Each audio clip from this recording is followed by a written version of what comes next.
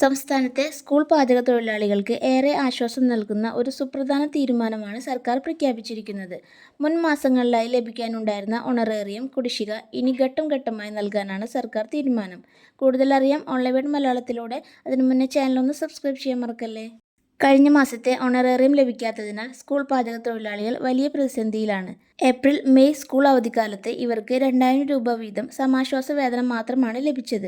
ജൂണിലെ honorarium വൈകുന്നത് പാചക തൊഴിലാളികളെ കടുത്ത സാമ്പത്തിക ബുദ്ധിമുട്ടിലാക്കിയിരിക്കുകയാണ്. എന്നാൽ കുടിശ്ശിക ഇനത്തിലുള്ള ഓണറേറിയം ഘട്ടം ഘട്ടമായി എത്രയും വേഗം കൊടുത്തു തീർക്കാനാണ് ഇപ്പോൾ സർക്കാർ തീരുമാനമെടുത്തിരിക്കുന്നത്.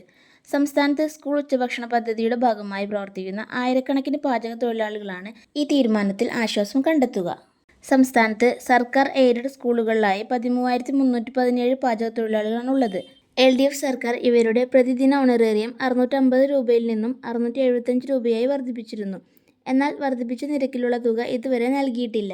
കുടിശ്ശിക ഇനത്തിലുള്ള ഓണറേറിയം അടിയന്തരമായി വിതരണം ചെയ്യുകയും സർക്കാർ പ്രഖ്യാപിത ആനുകൂല്യങ്ങൾ എത്രയും വേഗം നടപ്പാക്കുകയും വേണമെന്ന് ആവശ്യപ്പെട്ടുകൊണ്ട് സംസ്ഥാന സ്കൂൾ പാചക തൊഴിലാളി സംഘടന മുൻപോട്ട് വന്നിട്ടുണ്ട്.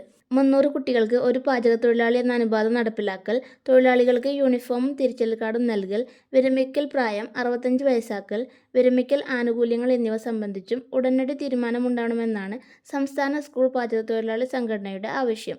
300 കുട്ടികൾക്ക് ഒരു പാചക തൊഴിലാളി എന്ന തീരുമാനത്തിലെത്തുകയാണെങ്കിൽ നിലവിൽ ജോലി ചെയ്യുന്നവർക്ക് ജോലിഭാരം കുറയുകയും ഭക്ഷണ വിതരണം കൂടുതൽ കാര്യക്ഷമമാവുകയും ചെയ്യും.